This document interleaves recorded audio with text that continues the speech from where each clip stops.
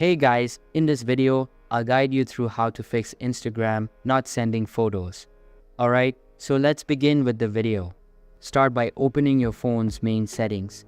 Scroll down and tap on Apps or App Management, depending on your device. This will open a list of all installed apps. Find and tap on Instagram. In the Instagram app settings, select Storage. Here, tap on Clear Cache to remove temporary files that might be causing issues. After clearing the cache, tap on Force Stop to completely close the app.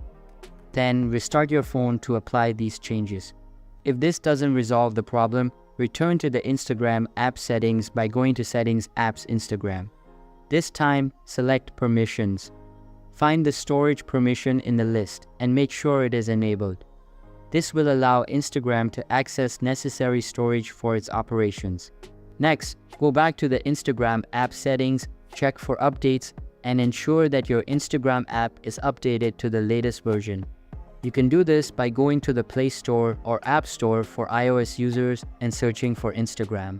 If an update is available, install it. Finally, check if there are any pending system updates for your phone by going to Settings System Updates. Keeping your phone's software up to date can also help fix app-related issues.